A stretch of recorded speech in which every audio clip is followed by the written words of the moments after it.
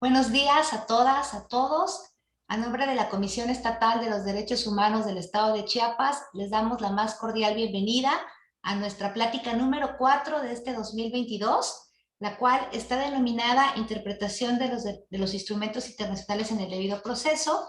Y en esta ocasión nos acompaña el maestro Carlos Gustavo Ponce Núñez, quien es secretario de Estudio y Cuenta en la Coordinación General de Asesores de Presidencia de la Suprema Corte de Justicia de la Nación. Bienvenido, maestro Carlos. Así también nos acompaña esta mañana el licenciado Juan José Cepeda Bermúdez, presidente de la Comisión Estatal, a quien le pido nos dé el mensaje de bienvenida. Adelante, por favor, presidente. Muchas gracias. Muy buenos días a todas y todos.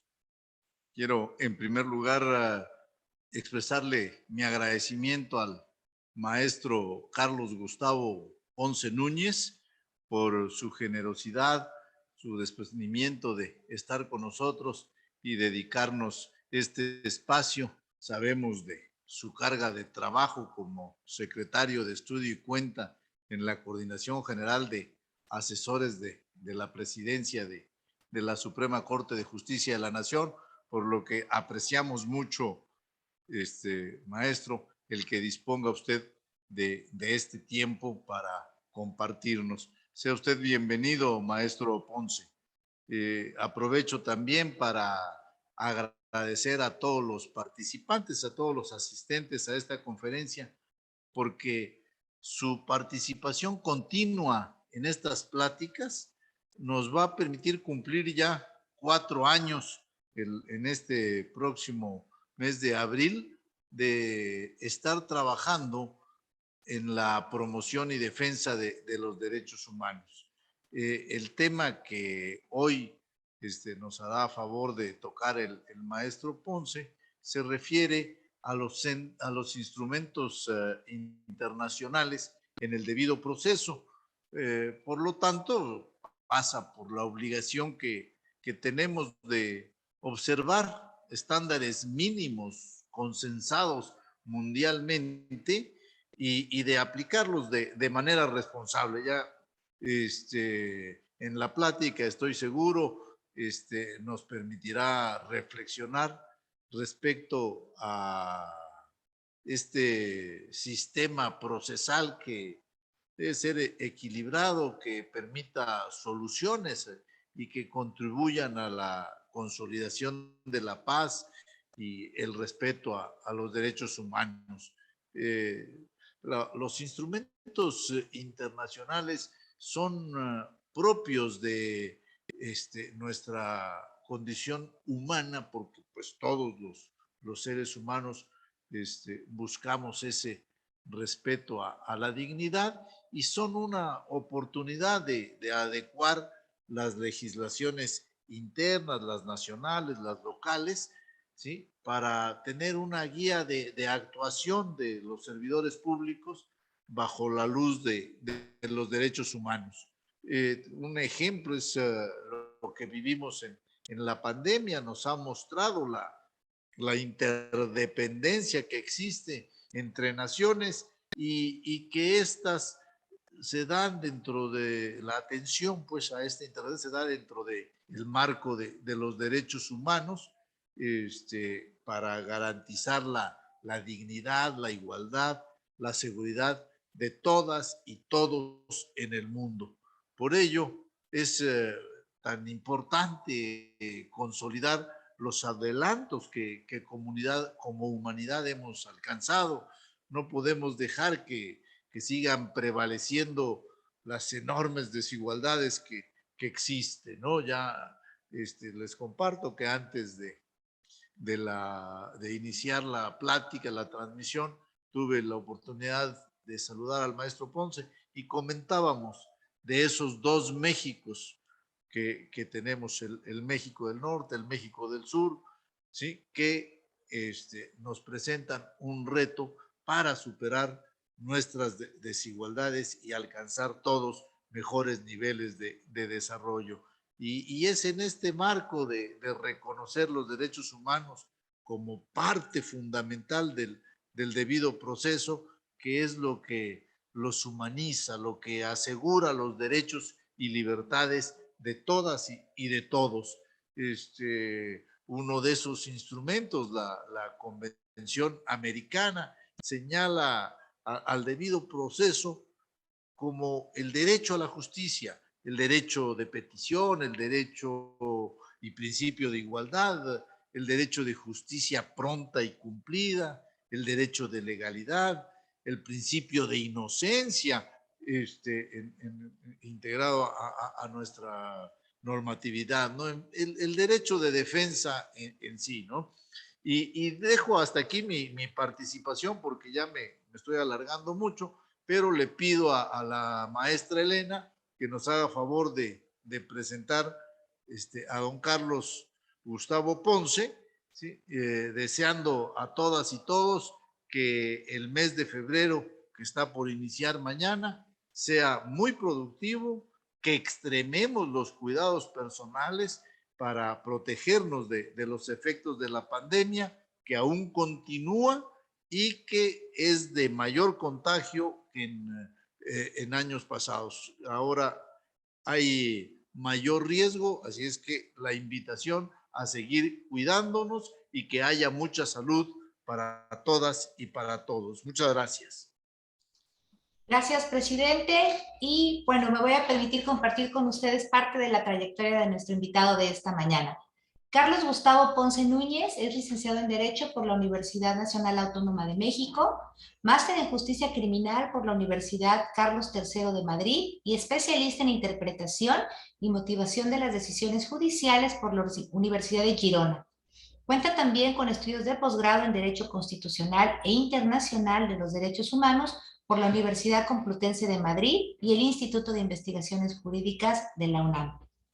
Entre otras actividades profesionales y docentes, ha sido profesor en la especialidad de Derecho Constitucional de la UNAM, en el Instituto Tecnológico Autónomo de México y en la Escuela Federal de Formación Judicial. Desde marzo del 2020 es integrante de la Junta Directiva del Instituto Federal de Defensoría Pública. Actualmente es secretario de Estudio y cuenta en la Coordinación General de Asesores de la Presidencia de la Suprema Corte de Justicia de la Nación. Bienvenido, maestro Carlos. Adelante, por favor.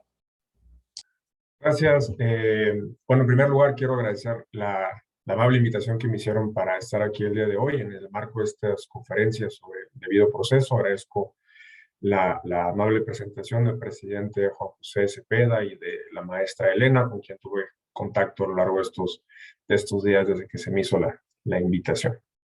Y sin más, pues bueno, comenzaré. Entiendo que ya están viendo ustedes la presentación. No, maestro, si la puede compartir, por favor. Ah, claro.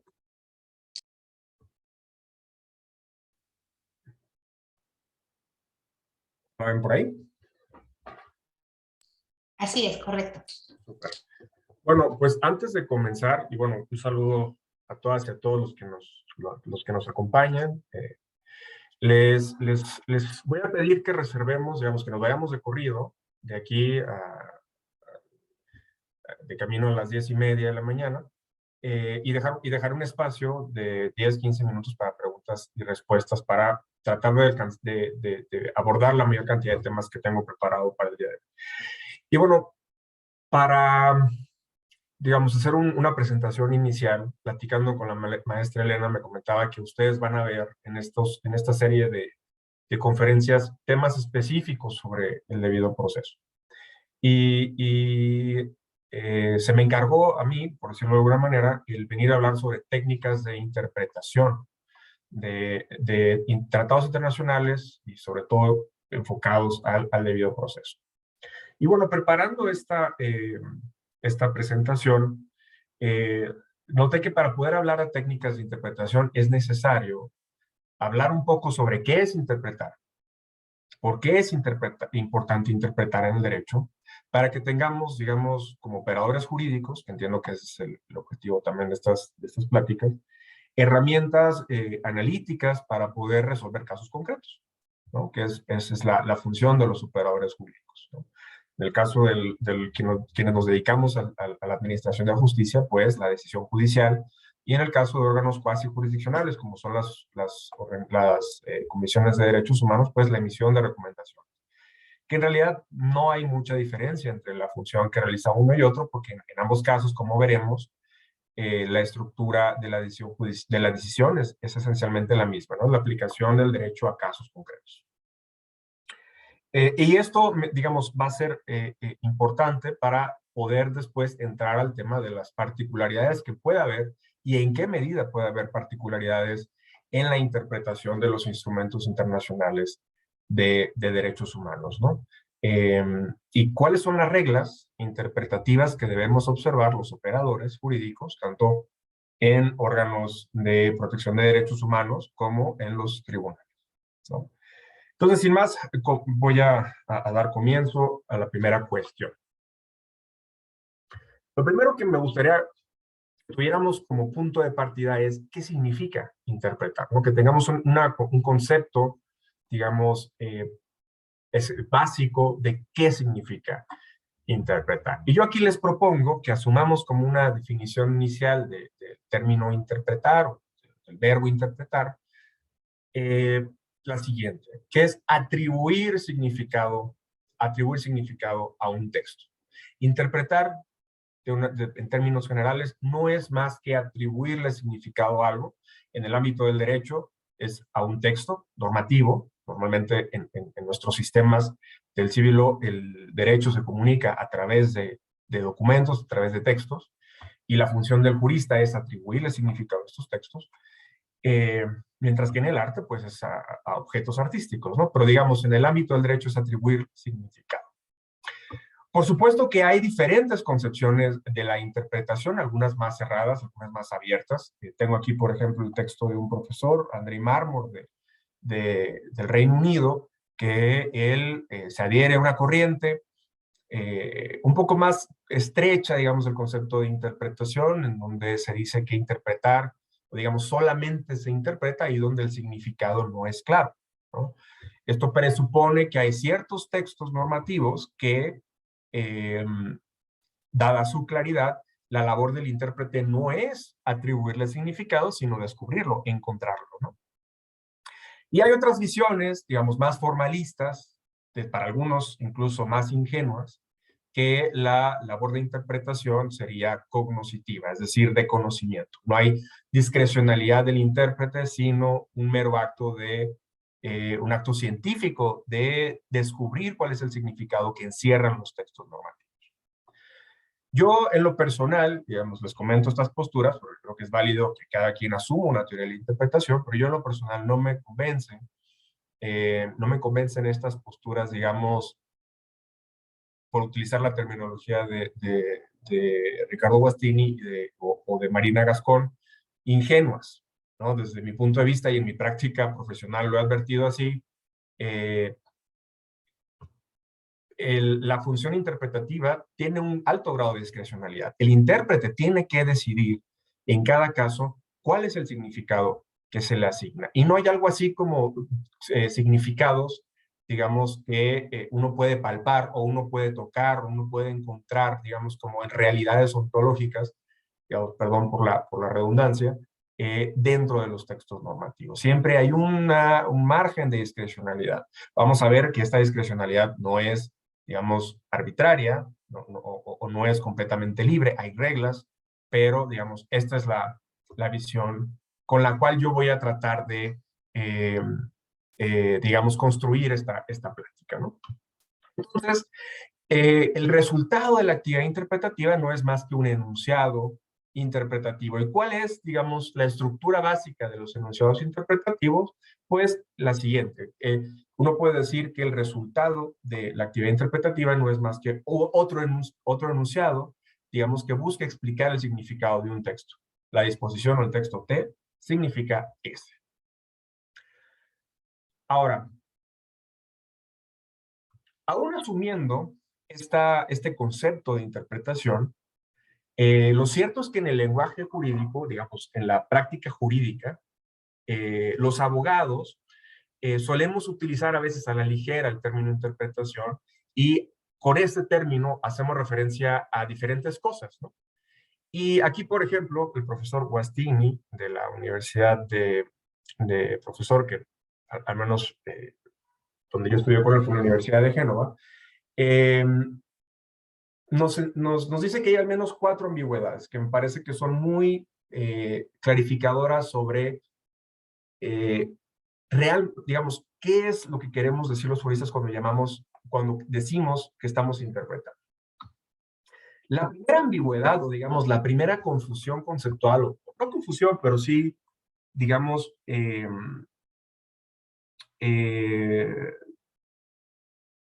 digamos, la polisemia que se puede presentar cuando hablamos de interpretación, tiene que ver con la distinción entre la interpretación como proceso y la interpretación como producto, ¿no?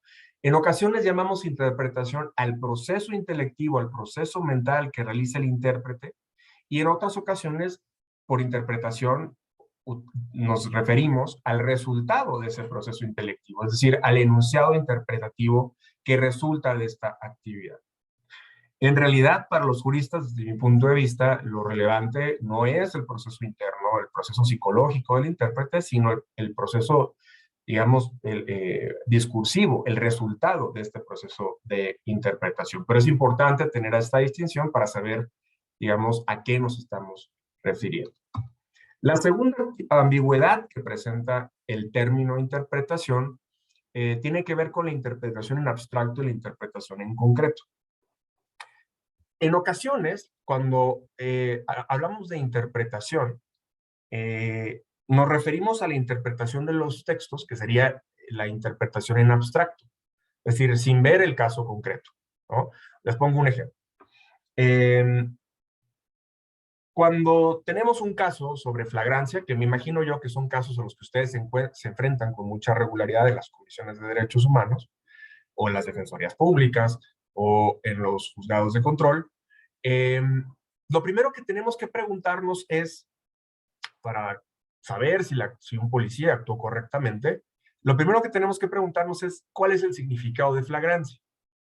Nosotros sabemos que una persona solamente puede ser detenida en casos muy específicos, orden de aprehensión, caso urgente o flagrancia, y cuando nos están argumentando que un caso fue flagrancia, pues tenemos que preguntarnos qué es la flagrancia, ¿no? Esta es una interpretación en abstracto porque lo que hacemos es voltear a ver el texto constitucional, el artículo 16, párrafo 5, para ver qué es la flagrancia. Y ahí podemos ver que la flagrancia se actualiza en 2 supuestos: en el momento de estarse cometiendo un delito o inmediatamente después, ¿no? Y digamos, esta podría ser una interpretación literal si uno lo quiere, porque uno lo que hace es simplemente tomar el texto, ¿no? Pero nos pueden surgir aquí dudas, ¿no? Por ejemplo, ¿es válida la flagrancia por señalamiento? Es decir, una detención en flagrancia realizada no por quien percibió directamente el delito, sino por una persona que no vio el delito, pero que actuó en consecuencia derivado del señalamiento de la víctima, por ejemplo. Esto puede seguir siendo una interpretación en abstracto. Y nosotros, dependiendo, digamos, las técnicas argumentativas que utilicemos, podemos llegar a una conclusión u otra. Pero después tenemos el problema, o digamos, los juristas los enfrentamos después a problemas de interpretación en concreto, que tiene que ver ya no con la asignación de significado al texto en abstracto, sino a los problemas de clasificación. Uno puede decir, es válida, o digamos, la flagrancia por señalamiento está comprendida por el texto constitucional, pero después podemos tener problemas ya en casos concretos de clasificación. Es decir, si un determinado caso cae dentro del supuesto que autoriza una detención en flagrancia por señalamiento, ¿no? Pensemos por el siguiente caso, ¿no? Imaginemos que una persona le roba el bolso a otra, sale corriendo, pasan 3 horas, la persona, digamos, va con un policía y señala a otra, señala a la persona que le robó el bolso, dando sus especificaciones, y después de 3 horas se le detiene. Aquí podemos tener un problema, ya digamos, de clasificación, que tiene que ver con si ese caso entra dentro del supuesto de flagrancia inmediatamente después por señalamiento, ¿no? Y, digamos, si ustedes se fijan, aquí son 2 operaciones distintas las que realiza el intérprete. Primero, la interpretación orientada al texto, y después la interpretación orientada a los hechos o la interpretación en concreto. Y los juristas llamamos interpretación, digamos, a veces a estas dos operaciones, pero conviene tener clara esta distinción para saber cuándo estamos haciendo una cosa o cuándo estamos haciendo otra. La siguiente ambigüedad que se presenta con el término de interpretación es la interpretación como un acto de conocimiento o de cognición frente a un acto de decisión. En ocasiones llamamos interpretación a la actividad que realizan los juristas con la intención de descubrir los posibles significados de un texto. Y esta es una actividad, digamos, científica, una actividad, digamos, neutral en el sentido de que el intérprete simplemente voltea a ver los textos y trata de descubrir cuáles son los significados que se pueden desprender de una determinada disposición sin tomar una postura sobre esta, ¿no? Y uno puede listar estas interpretaciones posibles. Pero obviamente, para el caso de los juristas, digamos, si uno no está haciendo dogmática, sino más bien tomar una decisión, es necesario otra actividad a la que también llamamos interpretación, que es la decisión sobre cuál de estas interpretaciones posibles es la que debe prevalecer en el caso. Y esta segunda, digamos, acepción de la interpretación ya no es una actividad meramente científica, sino es una actividad política. Es decir, ya tiene que ver con un acto volitivo, un acto de toma de postura, un acto, digamos, de ejercicio de poder discrecional por parte del intérprete, ¿no?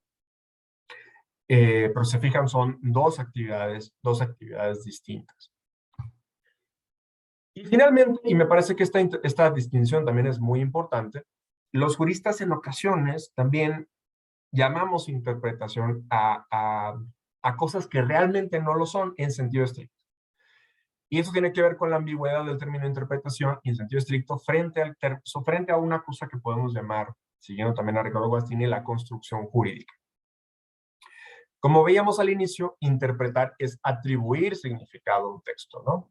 Pero por supuesto que la interpretación pues, no es un acto completamente discrecional, completamente libre, ¿no? Por poner un ejemplo muy burdo, si la ley dice verde, yo no puedo decir que la ley dice rojo. Puedo decir que la intención del legislador fue decir verde limón, verde bandera, ante la ambigüedad del término. Pero yo no le puedo atribuir el significado rojo porque ahí lo que yo estoy haciendo no es atribuir un significado dentro de los significados posibles conforme a las reglas comunes del lenguaje, de la semántica, de la sintaxis o de la pragmática, sino atribuyendo un significado nuevo.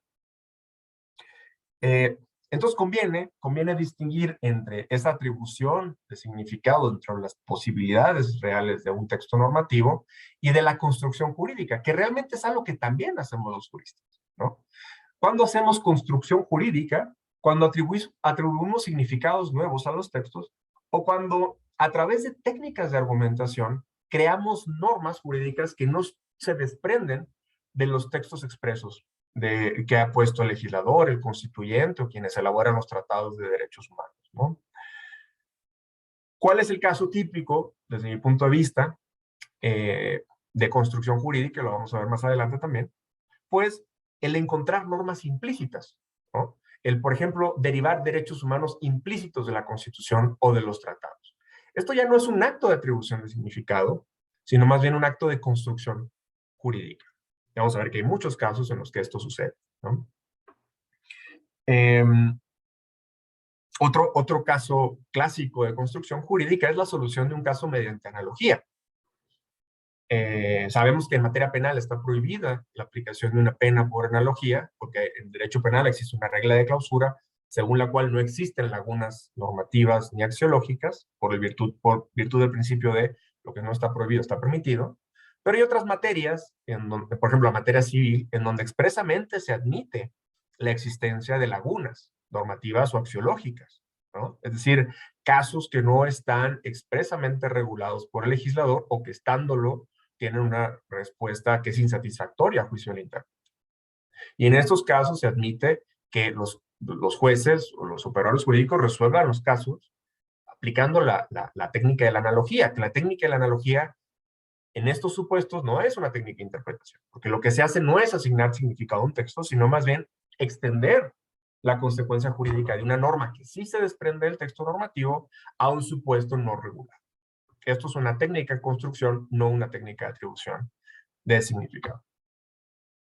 Ahora, ¿por qué es importante tener claras estas distinciones? ¿Por qué es importante interpretar y por qué es importante argumentar en el derecho? Bueno, como ustedes saben, toda decisión judicial o cuasi jurisdiccional tiene al menos las siguientes, supone al menos las siguientes operaciones por parte del intérprete. Primero que el operador jurídico debe hacer es identificar cuál es la norma jurídica relevante. Si nosotros estamos frente a el caso de una queja de derechos humanos, por ejemplo, nosotros tenemos que determinar cuál es la disposición del tratado de la Constitución que se nos está alegando pudiera estar siendo violada dependiendo del caso concreto. Lo segundo que tenemos que hacer es establecer el significado de esa disposición y de las normas que se desprenden de esta disposición jurídica relevante.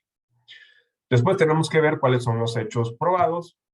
Hay que subsumir estos hechos dentro de la norma para ver si encuadran o no en el supuesto de hecho previsto por la disposición y finalmente determinar las consecuencias jurídicas, ¿no? Este es, digamos, lo básico, lo esencial, las operaciones mínimas que se deben que cualquier operador jurídico cuando va a resolver un caso tiene que hacer, ¿no? Simplificando todavía más este esquema, uno puede decir que toda decisión judicial o cuasi jurisdiccional se compone de dos premisas. La primera es una premisa, digamos, más bien se puede reflejar con este silogismo que tiene dos premisas. La primera premisa sería una norma jurídica, que es la norma jurídica relevante o aplicable. Y la segunda premisa menor, que serían los hechos probados, ¿no? La premisa mayor normalmente tiene la estructura de si P, entonces Q, ¿no? Si se da un supuesto de hecho, entonces hay que aplicar determinada consecuencia jurídica. Esto es lo que se denomina en la teoría como la quaestio iuris, ¿no? La cuestión jurídica que está desvinculada de los hechos. Mientras que en el caso de la premisa menor, lo que nosotros como juristas tenemos que determinar es si ha ocurrido P o no ha ocurrido P, que es el antecedente, digamos, del enunciado de la premisa mayor. Y finalmente, como conclusión de la decisión, lo que tenemos que determinar, o digamos, como consecuencia de la aplicación de este silogismo, es si hay que aplicar o no hay que aplicar la consecuencia jurídica. Esto puede ser muy sencillo, digamos, visto así, pero en realidad, digamos, la operación de este silogismo presenta muchos problemas, tanto en la parte de la quaestio iuris como en la parte de la quaestio facti, ¿no? Uno, a veces, por la formación que tenemos formalista de la mayoría de las escuelas jurídicas, escuelas de derecho en México, tendemos a pensar, desde mi punto de vista, que son operaciones casi mecánicas, ¿no? Incluso hay una figura que es muy criticada hoy en día, que es la figura del juez autómata, ¿no? Pareciera que los operadores jurídicos somos máquinas en donde simplemente se nos ofrece una norma aplicable, se nos dan hechos ya probados, y lo que hacemos simplemente es ver si los hechos probados se subsumen en la norma y tomamos una decisión. Y lo cierto, y por eso regreso a la pregunta inicial de por qué es importante interpretar y argumentar, el trabajo de los operadores jurídicos siempre es mucho más complejo que eso. La determinación de la quaestio iuris supone siempre problemas, ¿no? Siempre tiene problemas sobre, primero, determinar cuál sería la norma jurídica relevante para resolver un caso. ¿Cuál es el significado de esa norma jurídica relevante? ¿Es válida la norma jurídica relevante?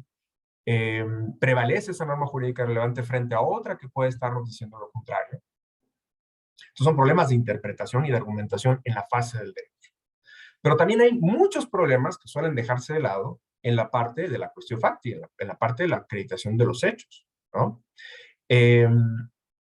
Los juristas hemos dejado de lado por muchos años, y esto no va a ser objeto de esta plática, pero me gustaría dejarlo sobre la mesa. Los juristas durante muchos años hemos dejado de lado los problemas que hoy llamamos de razonamiento probatorio, ¿no? ¿Cómo podemos afirmar que un hecho está probado? ¿No? ¿Cómo debemos valorar las pruebas? Hoy está aceptado en la mayoría de los códigos que existe el principio de libre valoración probatoria, de sana crítica, etcétera, ¿no? ¿Qué significa esto? ¿Es completamente libre el operador jurídico para tomar una decisión? Me parece que no. Hay reglas, y estos son problemas de aplicación de reglas, de razonamiento, de lógica, de aplicación de máximas de la experiencia. Y luego vienen los problemas del estándar probatorio, ¿no? ¿Cuál es el estándar que se requiere para tener por acreditado un hecho en un proceso penal, en un proceso civil, en una recomendación de derechos humanos, ¿no? Y todo esto es necesario antes de poder tomar una decisión, ¿no? Aquí nos vamos a enfocar en los problemas de lo que llamamos la cuestión juris, porque es, digamos, lo que se me ha pedido que venga a hablar el día de hoy, que tiene que ver con las técnicas de interpretación. ¿Por qué es relevante, digamos, preguntarnos ahora sí sobre la relevancia de la interpretación de la argumentación en la cuestión juris? Bueno, esencialmente por lo siguiente. El derecho, queramos o no, a pesar de que tengamos o tuviéramos un legislador ilustrado, completamente racional, con una prosa perfecta, clarísimo en su ejercicio legislativo, aun cuando tuviéramos esto, el derecho va a ser indeterminado en al menos dos sentidos. Primero, vamos a tener problemas de saber qué normas se desprenden de los textos jurídicos, de las disposiciones normativas, es decir, el significado de estos textos.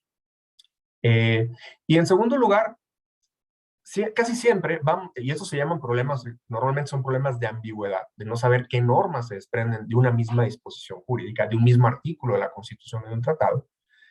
Y en segundo lugar, casi siempre vamos a tener problemas de vaguedad, es decir, no vamos a tener claro hasta dónde se aplican estas normas, ¿no?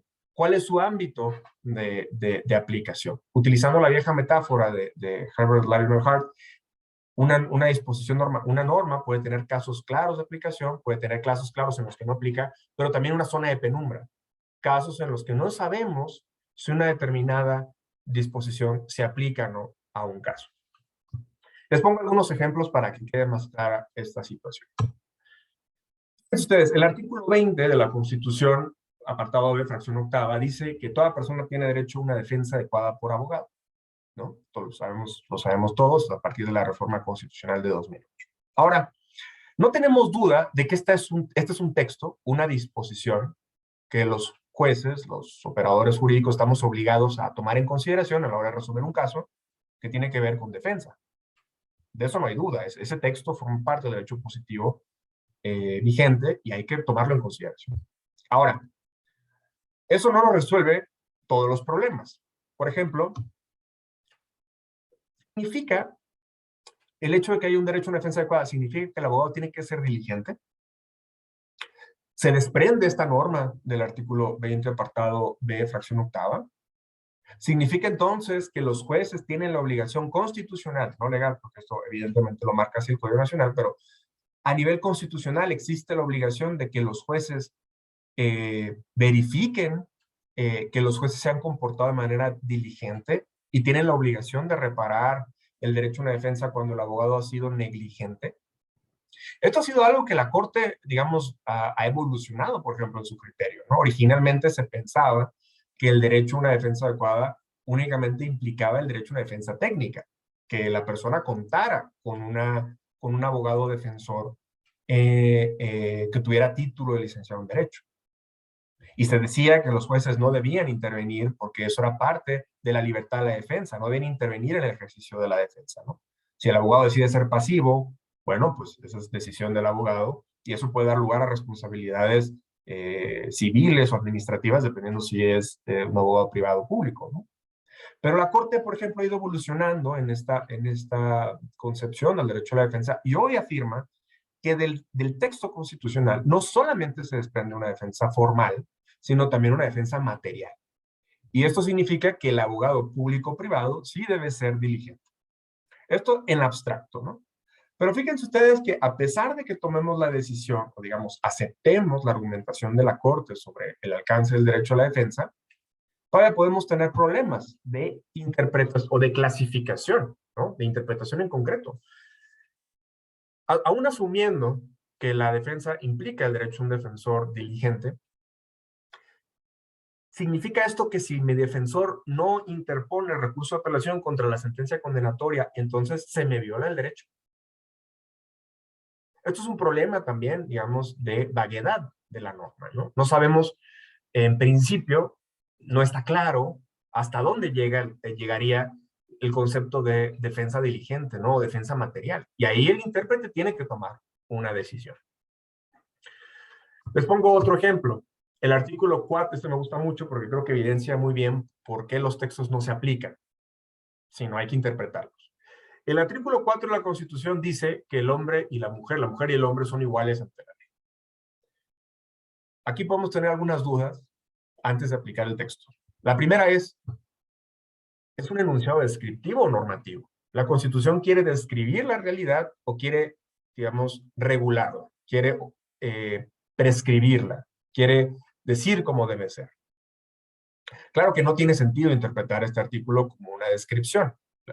El constituyente, el poder reformador de la Constitución, cuando hace una Constitución, no busca describir la realidad. Entonces, ¿qué tiene que hacer el intérprete? El intérprete tiene que traducir lo que quiso decir el constituyente y decir, bueno, ahí donde dice que la mujer y el hombre son iguales ante la ley, en realidad lo que quiso decir es que la mujer y el hombre deben ser iguales ante la ley. Si ustedes se fijan, no hay una identidad entre el enunciado, entre los signos que utiliza el constituyente y digamos, el resultado del enunciado interpretativo. Y esto supone que antes de aplicar el texto, como se puede ver en este caso de manera muy clara, hay que interpretarlo, hay que asignarle un significado. Pero aun cuando resolvamos esta duda interpretativa a través, digamos, de una interpretación, de un argumento, digamos, sistemático o, digamos, teleológico o racional, digamos, un reducto al absurdo, por ejemplo, nos sigue quedando el problema de qué tipo de igualdad se refiere a la Constitución. La Constitución contiene una igualdad, o digamos, prescribe una igualdad meramente formal, es decir, que las mujeres y el hombre sean tratados igual frente a la ley o en la ley, o se refiere también a una igualdad sustantiva, o incluye ambas, ¿no? Es decir, aquí surge la duda de si, por ejemplo, el legislador está obligado a adoptar medidas, por ejemplo, afirmativas, ¿no? Y esto es algo que el intérprete también tiene que tomar una decisión. Y finalmente, hablando ya de las garantías del debido proceso en concreto, fíjense ustedes que el artículo 8.2 de la Convención Americana dice que toda persona inculpada de un delito tiene derecho a ciertas garantías mínimas: el derecho a un defensor, el derecho a la defensa, el derecho a interrogar a los testigos de cargo, el derecho a conocer el expediente, el derecho a recurrir a un fallo. Pregunta: ¿estas garantías solamente se aplican en la materia penal? Y por tanto, no serían aplicables esas garantías mínimas a los procedimientos civiles, administrativos, laborales y fiscales. Aquí depende de qué técnicas de argumentación utilicemos, ¿no? Para determinar cuál es el significado que le debemos dar a este artículo. Y bueno, estos ejemplos, sin intentar darles una respuesta en este momento, únicamente los utilizo para regresar a la pregunta de por qué es importante interpretar y argumentar en el derecho. Todos los operadores jurídicos nos vamos a enfrentar a este tipo de dudas. Es inevitable que nos enfrentemos a este tipo de dudas y tenemos que tomar decisión. Ahora, ¿cómo resuelven los operadores jurídicos o resolvemos los operadores jurídicos estos problemas?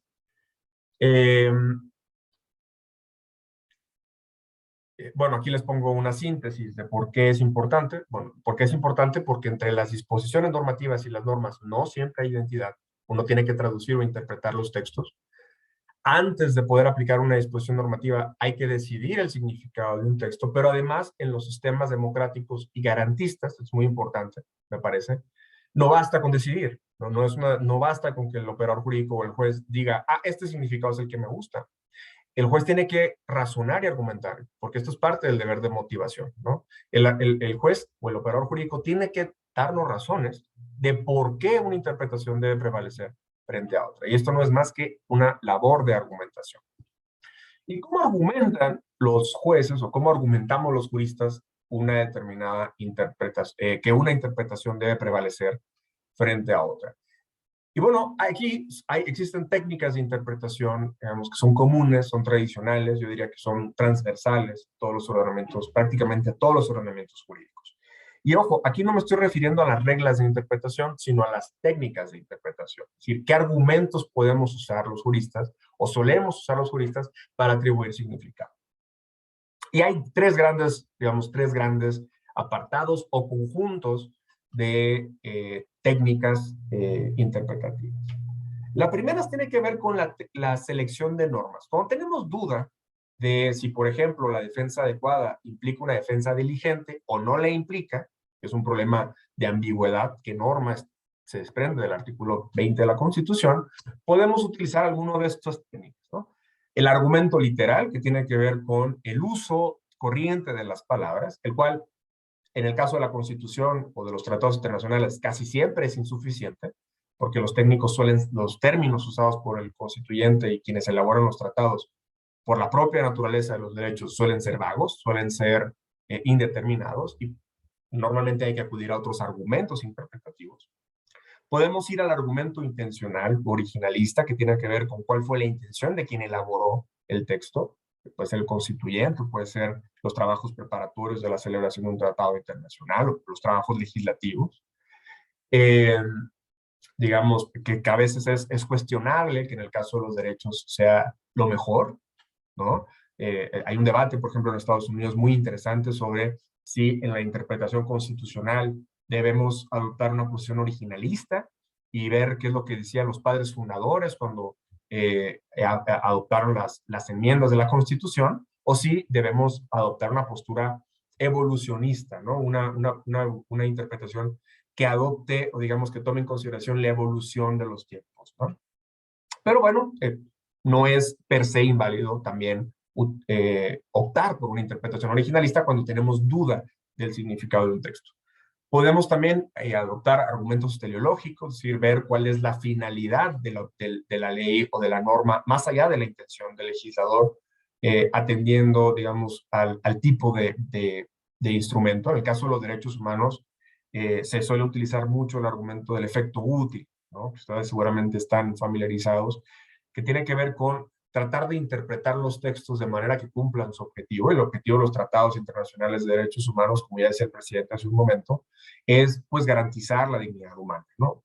Dependiendo dependiendo también de qué postura obtenemos de los derechos, pero pareciera que hay un consenso en el sentido de que la intención de los tratados y de los derechos es garantizar, digamos, un mínimo de dignidad, un mínimo de libertades, un mínimo de autonomía, ¿no? Entonces hay que buscar la interpretación que maximice, digamos, estos objetivos.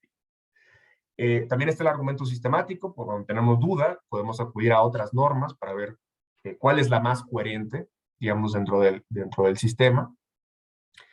El argumento de las exigencias sociales, es decir, qué demandan nuestras sociedades actuales, y en función de las demandas de la sociedad actual, atribuirle significado a un texto.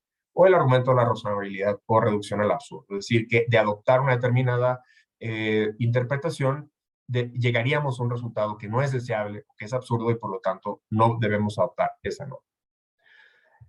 En cuanto a las técnicas de reducción de vaguedad, cuando no tenemos claro hasta dónde llega un caso concreto, pues existen al menos dos tesis, ¿no? La tesis de la analogía, que tiene que ver con que el caso que estamos intentando clasificar es sustancialmente, que está en una zona de penumbra, es sustancialmente idéntico al caso paradigmático o al caso claro, en donde sí se aplica una determinada disposición, y la tesis de la disociación o de la diferencia sustancial, que lo que normalmente como se estructura o como se argumenta es que el caso que estamos intentando clasificar presenta una diferencia sustancial con los casos paradigmáticos que busca regular una determinada regla. Y finalmente, en cuanto a las técnicas de construcción jurídica, pues existen al menos las siguientes, ¿no?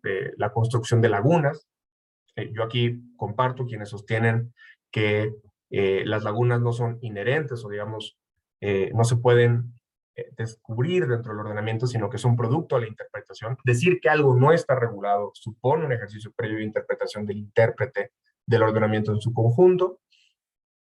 La construcción de excepciones implícitas, por ejemplo, este es el típico caso de cuando los juristas argumentan que si el legislador hubiera tomado en cuenta determinadas condiciones de este caso particular, hubiera resuelto el caso de forma distinta, y el operador jurídico lo que hace es crear una excepción implícita dentro de la disposición para no aplicarla a un determinado caso porque considera que no es deseable.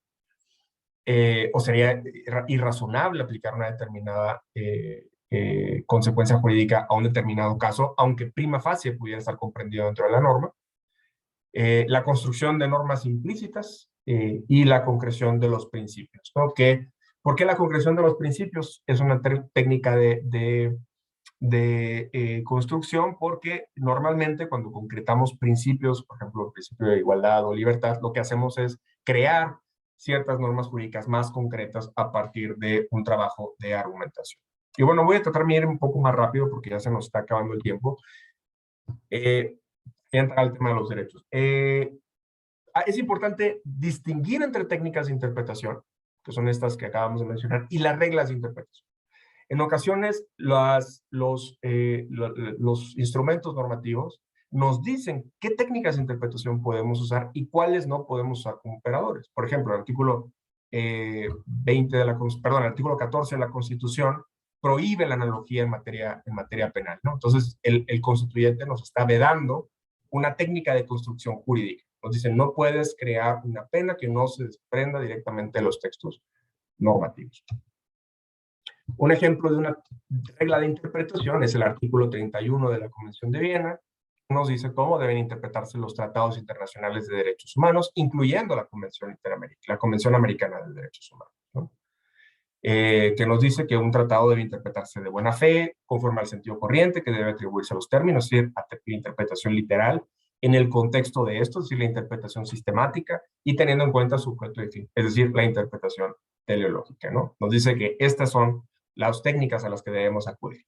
Y además el artículo 32 de la Convención de Viena nos dice que si a pesar de lo anterior tenemos duda del significado, entonces debemos o podemos como intérpretes acudir a métodos de interpretación complementarios que son en esencia los trabajos preparatorios, es decir, la interpretación originalista, la interpretación intencional, o las circunstancias de su celebración, es decir, cuáles eran las condiciones que prevalecían en el momento en el que se celebró un determinado tratado, ¿no? Pero fíjense ustedes que aquí nos está condicionando la Convención de Viena de 1969 el uso de los métodos complementarios, porque nos está diciendo que solamente podemos acudir a estos cuando el sentido de la interpretación literal, sistemática o teleológica sea ambiguo, sea oscuro o conduzca a un resultado manifiestamente absurdo o irracional. Vamos ahora sí a la interpretación de los derechos humanos. Ya con estas, digamos, con estos conceptos, con estas clasificaciones, estas distinciones, ¿qué pasa con la interpretación de los derechos humanos? Lo primero que valdría la pena preguntarnos, quisiera yo también dejarles aquí, es si los tratados internacionales tienen particularidades que los hacen distintos a la hora de interpretarlos, tanto la Constitución o los tratados cuando contienen normas de derechos humanos. Mi postura, y creo que en esto coinciden también algunos autores, es que no.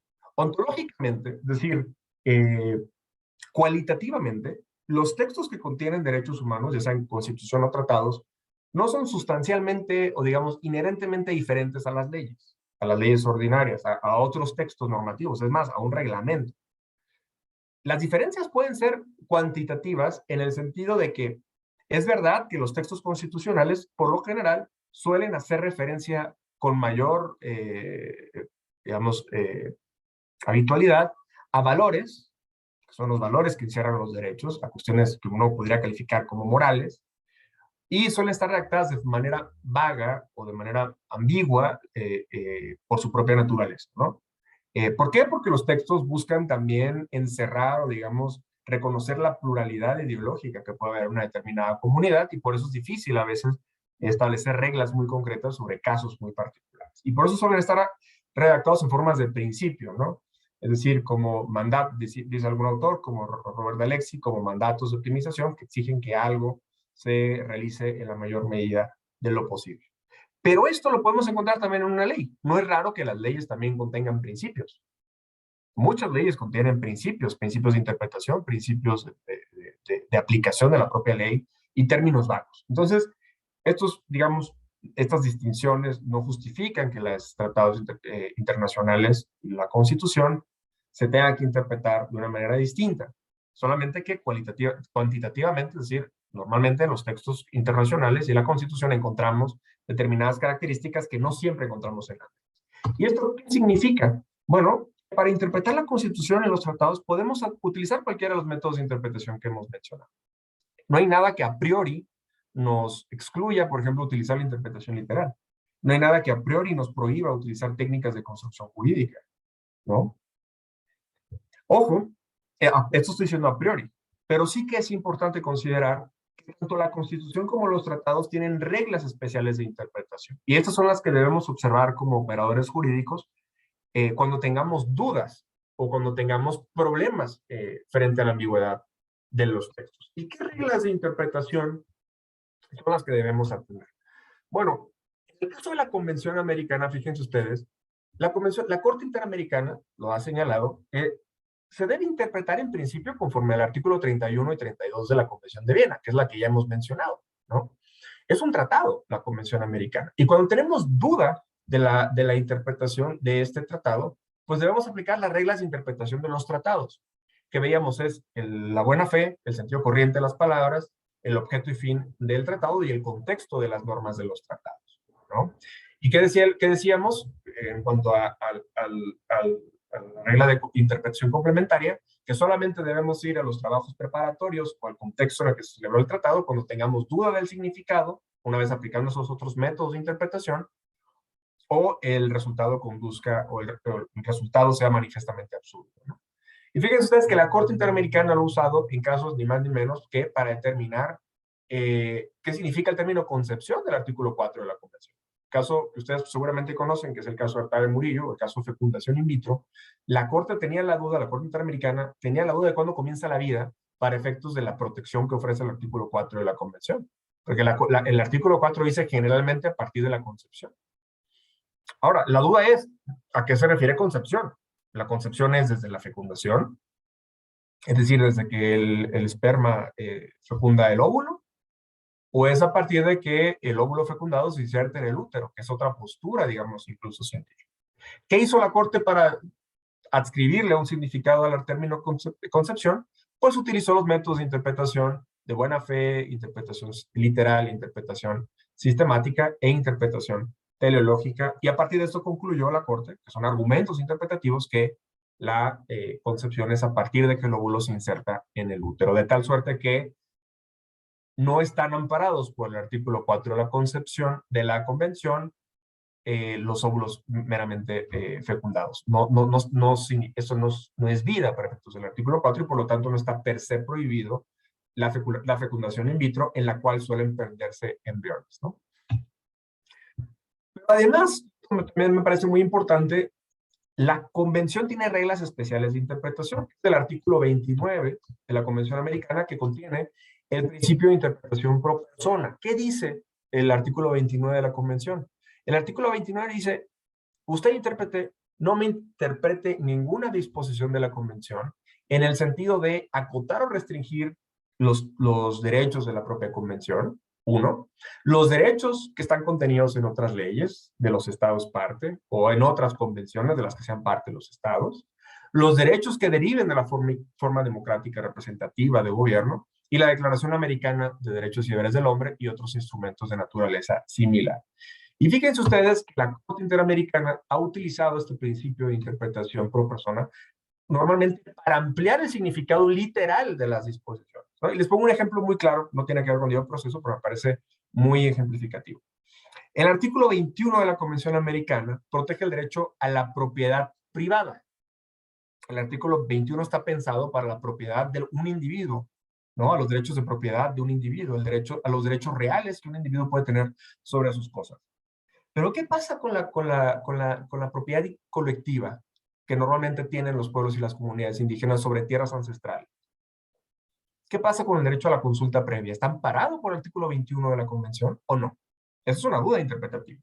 Y fíjense ustedes que la Corte Interamericana, utilizando el artículo 29, ha concluido que el artículo 21 también ampara la propiedad colectiva, porque interpretado el 21 en relación con el 29, que obliga a no restringir los derechos de otras convenciones, como es el convenio 169 de la OIT, y las constituciones de los estados, por ejemplo, algunos estados como Ecuador, que en sus constituciones protegen la propiedad colectiva de las propiedades indígenas, se debe concluir entonces que el 21 también ampara el derecho a la propiedad indígena colectiva, y no solamente eso, sino también el derecho a la consulta previa, informada, adecuada, de buena fe, cuando las acciones del Estado puedan suponer una afectación a los derechos de propiedad colectiva, ¿no?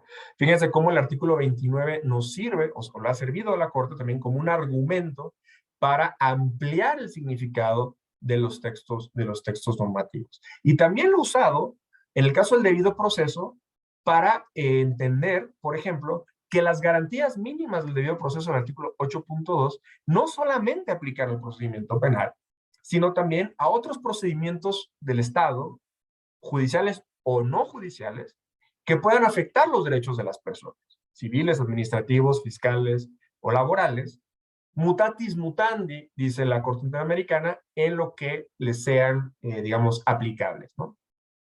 Es decir, con modulaciones, diría la Suprema Corte de Justicia de la Nación.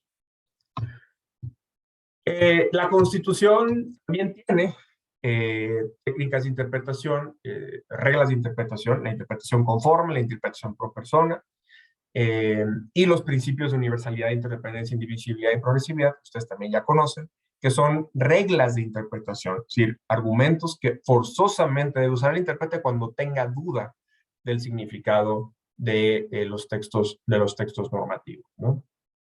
Ya son las 10:30, no me da ya oportunidad de concluir. Les pido una disculpa, pero no voy a alcanzar a concluir. Espero que con esto me quedaba simplemente pendiente el tema de los precedentes y algunos problemas como el test de proporcionalidad y los derechos implícitos. Pero bueno, lo dejo aquí para no quitarles más tiempo del debido.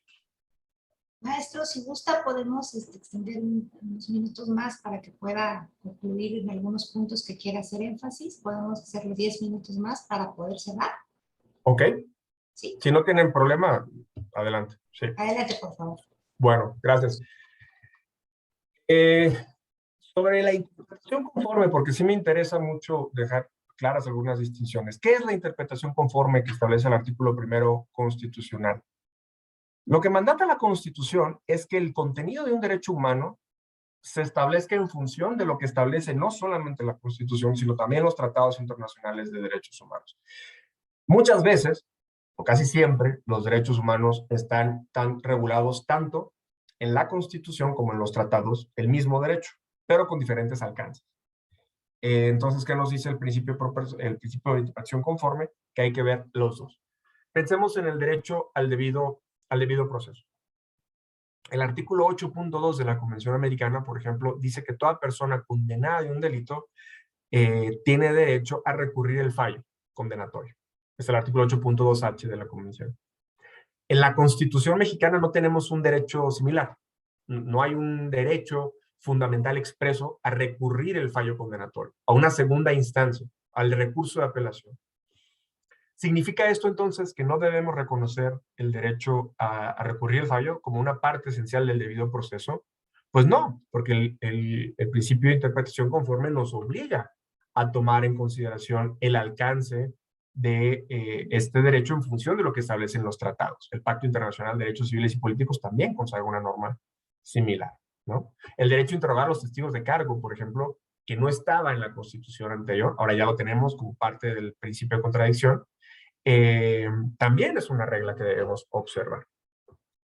Ahora, por supuesto que esto puede tener problemas frente a otro concepto que es el de las restricciones constitucionales, ¿no? El de restricciones expresas a los derechos humanos, en donde ha habido un debate en la Suprema Corte de en qué casos no podemos considerar el contenido de un derecho humano contenido en un tratado, ¿no? Piensen ustedes, por ejemplo, en el caso del arraigo, que se ha considerado que es válido a nivel constitucional y que por lo tanto desplaza, digamos, la aplicación del derecho a la libertad personal contenido en los tratados internacionales. Esto es muy debatible, pero bueno, me parece que todavía es un concepto en construcción por parte de la Suprema Corte. Pero ojo, sí les quiero decir algo, no hay que confundir una restricción expresa a un derecho humano a una especie de omisión de la Constitución de regular un derecho. Me explico. El hecho de que la Constitución no reconozca el derecho a recurrir un fallo expresamente no significa que no haya que reconocerlo. Simplemente significa que el constituyente no estimó necesario establecerlo, pero hay que considerar que aplica por virtud de la aplicación directa de los tratados. Pensemos en el derecho a la consulta previa, libre e informada indígena respecto a todas las medidas que afectan o puedan afectar, tanto legislativas como administrativas, los derechos de las comunidades indígenas. En la Constitución solamente se reconoce el derecho a la consulta para el Plan Nacional de Desarrollo, o los planes de desarrollo. ¿Significa esto entonces que está restringido el derecho? No. La Constitución no veda que se aplique directamente la Constitución. No hay una exposición expresa que lo vede. Hablando del debido proceso, el derecho a una indemnización por error judicial. El artículo 109 de la Constitución dice que procede la reparación del daño por actividades irregulares del Estado en materia administrativa. ¿Significa entonces esto que hay una prohibición de que se indemnice a una persona por errores judiciales? La Corte ha dicho recientemente que no, que el 109 de la Constitución no excluye la aplicación del artículo 10 de la Convención Americana, ¿no? ¿Por qué? Porque lo único que regula el artículo 109 es una situación muy particular, concreta, que es la reparación del daño por actividad administrativa irregular, que es la responsabilidad patrimonial del Estado tradicional. Pero esto no se debe interpretar, porque no lo dice expresamente la Constitución, como una prohibición a la aplicación o una exclusión a la aplicación del artículo 10 de la Convención Americana, que como ustedes saben reconoce el derecho a una indemnización por error judicial, ¿no? En cuanto al principio pro persona, la Corte lo ha interpretado en el sentido de que contiene un doble mandato. Primero, el mandato de cuando tenemos dos disposiciones de derechos humanos igualmente aplicables, a preferir aquella que garantiza de mejor manera el derecho en cuestión, y también como mandato de interpretación, es decir, que cuando tenemos dos significados o dos normas distintas que se puedan desprender de un tratado o de una norma contenida en la Constitución sobre derechos humanos, debemos preferir aquella que tienda a maximizar o a proteger de mejor manera los derechos de la persona. Regresamos al ejemplo del derecho a una defensa adecuada, formal o material. Ante esas dos posibilidades interpretativas, es decir, interpretarla en sentido meramente formal, la defensa, o también incluir la defensa material, el principio de interpretación pro persona nos diría: opte usted de intérprete por reconocer la interpretación material, la interpretación del derecho en un sentido también material, porque esta es la interpretación que maximiza el derecho a una defensa. De nada serviría, o digamos, sería ilusorio el derecho a una defensa, si a pesar de que la persona es asistida por un licenciado o licenciada en derecho, este es completamente negligente, ¿no? Entonces, el principio de interpretación por persona nos mandata a optar por este tipo de argumentos interpretativos. Y bueno, están los principios de universalidad, interdependencia, indivisibilidad y progresividad, que no me voy a detener en ellos en este momento, pero simplemente decirles que también nos obligan a tomar en consideración estos principios en la interpretación de los tratados y de la Constitución. Y que la Corte también, la Suprema Corte y la Corte Americana los han utilizado, ¿no? El uso de precedentes. Otra cosa importante a la hora de interpretar el derecho constitucional y de los derechos humanos es el uso de los precedentes, ¿no? Ustedes saben que a partir de la contradicción de tesis 293, 2011, las sentencias de la Corte Interamericana, en cualquier caso, opiniones consultivas, casos contra Perú o cualquier otro estado, son vinculantes para el Estado mexicano, es decir, obligan a las autoridades del Estado mexicano cuando establecen o adscriben significados a los derechos, ¿no? Si, por ejemplo, la Corte Interamericana nos dice que el derecho a la vida no solamente es el derecho a la vida, a que una persona no sea privada arbitrariamente de la vida, sino también el derecho a una vida digna, que incluye el derecho a la alimentación, o el derecho a la salud, el derecho a una educación mínima, como lo hizo en el caso Chamón-Casec contra Paraguay. Ese contenido del derecho que la Corte le dio, como una especie de interpretación extensiva del derecho a la vida, es vinculante para el Estado mexicano en aquello que le sea aplicable al Estado mexicano, ¿no? Pero es importante decir algo sobre esta cuestión, que es vinculante en un sentido no fuerte o no débil, o perdón, más bien débil. Tanto la Corte Interamericana como la Corte Mexicana han dicho que la aplicación de los precedentes interamericanos se debe dar en el marco de un diálogo jurisprudencial, entendiendo que la jurisprudencia de derechos humanos es una jurisprudencia de mínimos.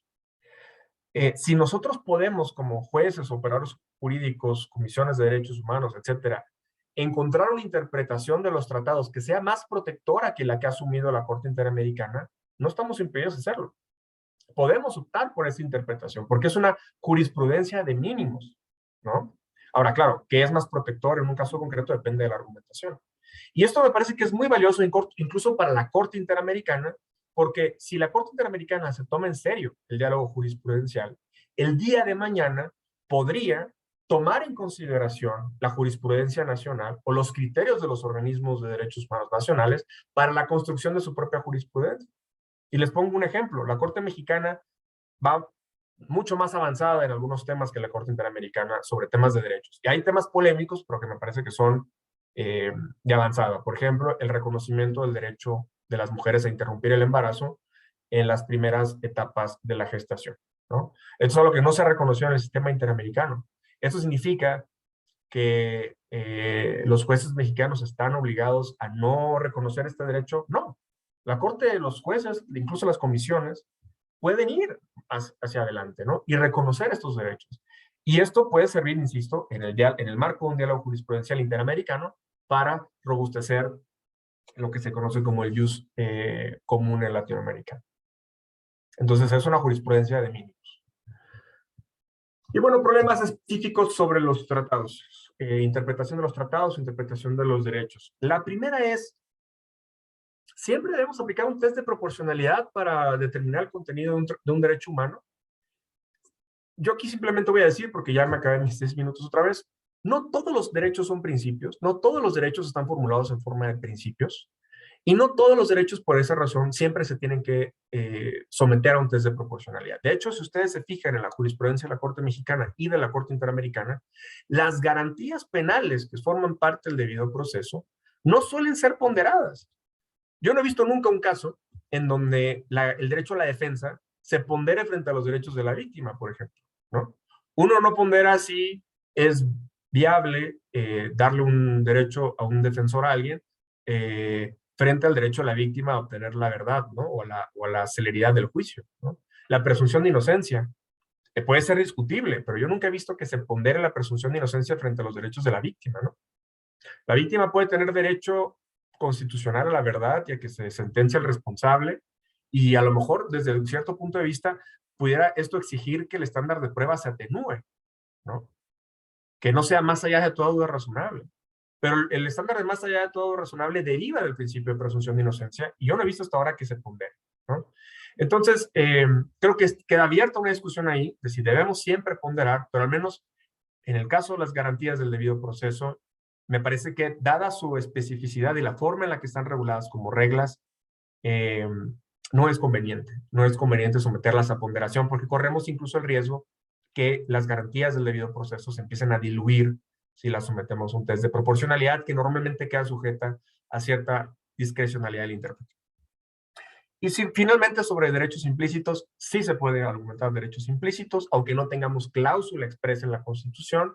Ejemplo de ello es el derecho al libre desarrollo de la personalidad. No está en la Constitución, pero la Corte lo ha derivado al derecho a la dignidad. El derecho a la protesta social no está expresamente en la Constitución, pero recientemente la Corte, en un caso de Tabasco, por cierto, lo reconoció como un derecho fundamental que impide que se sancionen ejercicios legítimos de protesta. Por ejemplo, el corte de rutas, las marchas que impiden el tránsito vehicular siempre y cuando se realicen de manera pacífica, es decir, sin recurso a la violencia, ¿no? No voy a poder entrar a las técnicas de interpretación para construir derechos implícitos, pero si ustedes están interesados, les recomiendo muchísimo esta obra de Giorgio Pinos, que publicó el External Colombia, donde se detallan con mucha precisión, me parece que es el texto más detallado sobre la construcción de derechos implícitos. Y bueno, ahora sí, con esto culminaría. Muchas gracias, Elena y presidente Juan José. Muchas gracias, maestros Carlos. Y a continuación cedo el uso de la voz al presidente Juan José Cepeda para los comentarios de cierre, por favor. Maestro, pues nuevamente muchísimas gracias.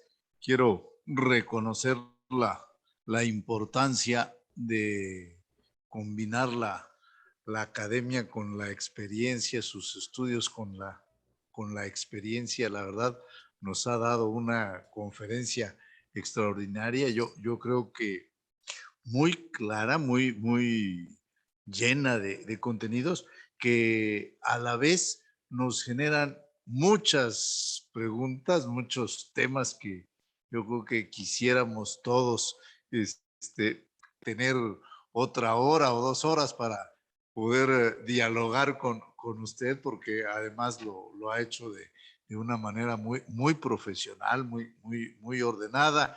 Y cuando llegamos a la interpretación en materia de derechos humanos y la importancia ahorita al final de los precedentes, ¿sí?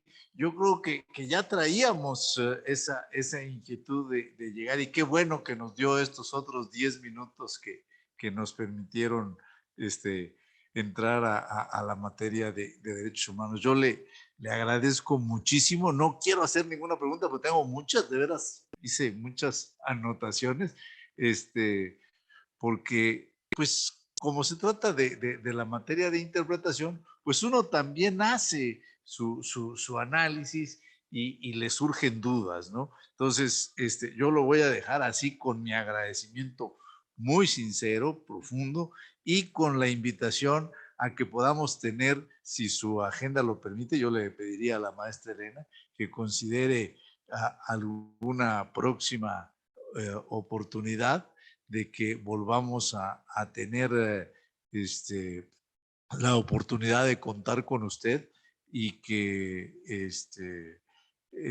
si ahorita el tiempo lo da, no sé, ya van a ser 11:15, y 2 o 3 preguntas de quienes se conectaron fueran posibles, yo no tengo Con inconveniente. mucho gusto. Yo debo salir de aquí a las 11, así es que 15 minutos, pero no quiero utilizarlos para preguntar yo, más bien solo pedirle a la maestra Elena que si nos hace favor de poner en pantalla un reconocimiento que vamos a enviarle de manera física, desde luego, pero que es el reconocimiento de la Comisión Estatal de los Derechos Humanos por la impartición de esta conferencia, que de veras ha sido muy enriquecedora, y que estoy seguro que todos quienes tuvimos la oportunidad de disfrutarla y de aprender hoy, suscribimos este reconocimiento. Yo estoy seguro que así es,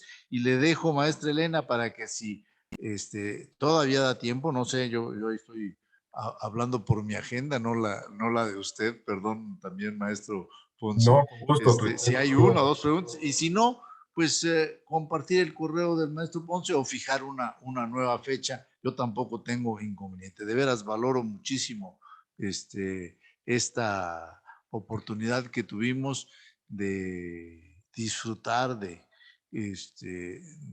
una extraordinaria exposición, en la que sinceramente vi combinado, como dije al principio, esa gran cúmulo de conocimientos con la experiencia en el trabajo. Eso ayuda muchísimo para que todos quienes estamos en esa tarea pues podamos entender mejor los conceptos. Yo le agradezco mucho, muchas felicidades por esa capacidad de transmitir los conocimientos también, y le dejo, maestra Elena, para que quienes se conectaron pues pudieran hacer alguna pregunta. Muchas gracias. Gracias, Muchas felicidades, presidente. maestro. Gracias, presidente, y gracias a nuestro expositor por su tiempo y por esta plática tan interesante. Y si me permites, hay algunas preguntas en el chat. Si está bien, las leería y dejamos las respuestas para una vez que las hayamos compartido. Las voy a leer tal cual están ahí. Dice, en el debate sobre los mínimos esenciales versus los máximos, ¿qué se deben garantizar? ¿En qué medida juega un rol los recursos económicos disponibles de un país para esta interpretación de mínimos y máximos? Esa es la primera. Posteriormente también nos preguntan, en los casos de acoso sexual, ¿cómo interpretar el derecho a la presunción de inocencia con el testimonio de la persona que ha sido víctima de acoso o abuso como evidencia suficiente? ¿Ven esos dos? Sí, y también si se pudiera relacionar también con el derecho a la manifestación y la protesta, justamente el tema de los mínimos y máximos. Esas son las 3 preguntas, maestro. Adelante, por favor. Gracias. Pues comienzo. Gracias por las preguntas y gracias también por las palabras finales. Bueno, comienzo con la primera, sobre el debate de los mínimos esenciales y los máximos. Esta es una, digamos, una teoría que se construyó originalmente a la luz de los derechos económicos, sociales y culturales y ambientales, que ustedes lo pueden ver muy bien en el, si no mal recuerdo, es la observación general número 3 del Comité de Derechos Humanos, de Derechos Económicos, Sociales y Culturales, eh, en el sentido de que hay obligaciones, digamos, inmediatas de cumplimiento, cosas que el Estado debe cumplir sí o sí, con independencia, digamos, de los recursos disponibles. Y hay otras cosas, digamos, otras proyecciones de los derechos que se deben ir cumpliendo de manera progresiva, ¿no? Y estos son conceptos que también la Corte ha tomado en consideración a la hora de interpretar derechos económicos, sociales y culturales, aunque hoy en día la academia sostiene que sería igualmente aplicables a los derechos civiles y políticos, ¿no? En el caso, por ejemplo, del amparo de revisión, si no mal recuerdo, es el 544-2015, que tiene que ver con el derecho a la cultura, la Corte fue donde precisamente precisó esta cuestión, ¿no? Entonces, a veces es difícil, ¿no? Saber cuál es lo que se llama en algunos contextos el núcleo esencial del derecho, cosas que se deben de cumplir con independencia de los recursos y otras cosas que dependen de lo que se conoce como el principio de progresividad. Ustedes saben que el principio de progresividad constitucional, que también está en los tratados, que está en el artículo 26 de la Convención Americana, obliga a que el Estado adopte medidas progresivas para ensanchar el contenido de los derechos, la garantía, digamos, no el contenido conceptual, sino la garantía institucional o progresiva de los derechos. Por ejemplo, el derecho a la salud, que cada vez se garanticen más servicios de salud, que cada vez se garanticen en más lugares, que existan más hospitales, que existan más clínicas, y de no dar medidas regresivas de manera injustificada. Ahora, ¿cómo podemos evaluar si el Estado ha sido regresivo? Con un test de proporcionalidad, normalmente, para ver si lo que hizo el Estado de manera regresiva se justifica o no se justifica, ¿no? Entonces, digamos, sí es importante para la definición de los derechos y sí es importante en el momento de la adjudicación. Como operadores, ¿qué tenemos que hacer? Bueno, ¿qué es lo que hacemos los operadores jurídicos cuando nos alegan una violación, por ejemplo, al principio de regresividad? Cuando nos alegan una violación al principio de regresividad, vemos cuál es lo que el Estado había garantizado. Fíjense ustedes que el Estado ya había garantizado ofrecer servicios, voy a poner un ejemplo ahora un poco inventado, pero servicios de aborto gratuito, ¿no? Dentro de los márgenes establecidos en la jurisprudencia. Si el Estado decide suprimir este servicio, pues sería una medida regresiva, ¿no?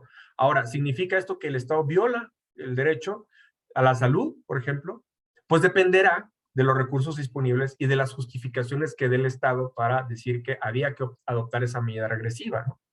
¿Qué es lo que el Estado puede justificar? Bueno, que no tiene recursos, que viene una crisis y que el dinero que se destinaba, por ejemplo, para la satisfacción de ese derecho era necesario para satisfacer, por ejemplo, un derecho de mayor importancia, ¿no? Imaginemos combatir una pandemia letal, mortal en una comunidad, a lo mejor eso pudiera justificar reducir la prestación de otros servicios de salud. No sé si con esto más o menos resuelvo la pregunta. Paso a la siguiente, que tiene que ver con los casos de acoso sexual. Es un tema muy, muy interesante. ¿Cómo interpretar el derecho a la presunción de inocencia con el testimonio de la víctima de acoso como evidencia suficiente? Yo aquí les voy a recomendar, les voy a enviar un texto, ahora no lo tengo, que se publicó en una revista que se llama Quaestio Facti, de la Universidad de Girona, por un magistrado español, Juan José, si mal no recuerdo. Muy interesante, que tiene que ver con ¿qué hacemos los operadores jurídicos cuando analizamos casos de acoso sexual, cuando hay un testimonio único de una víctima, ¿no? Tenemos que modular el principio de presunción de inocencia, tenemos que bajar el estándar probatorio, porque normalmente en penal decimos que un testimonio único es insuficiente, ¿no? Para demostrar la culpabilidad de alguien más allá de toda duda razonable, ¿no? Si esto es así, en materia penal, la mayoría de los casos de acoso, de abuso sexual, incluso de violación, pues prácticamente nunca pudieran llegar a una condena, ¿no? Cuando no tenemos otras pruebas que corroboran el dicho de la víctima, ¿no? Pero aquí yo les voy a pedir que hagamos una distinción. Primero, desde mi punto de vista, el estándar de prueba, por ejemplo, para un procedimiento de responsabilidad administrativa por casos de acoso o de abuso, Yo sé que hoy en día la ley de responsabilidades administrativas consagra el estándar de prueba más allá de todo razonable, pero me parece que no debe ser el mismo que en materia penal. Un procedimiento administrativo no culmina con la imposición de una pena privativa de libertad y por lo tanto, desde mi punto de vista, y creo que hay evidencia o academia suficiente que lo respalda, el estándar de prueba no debería ser igual, debería ser menor.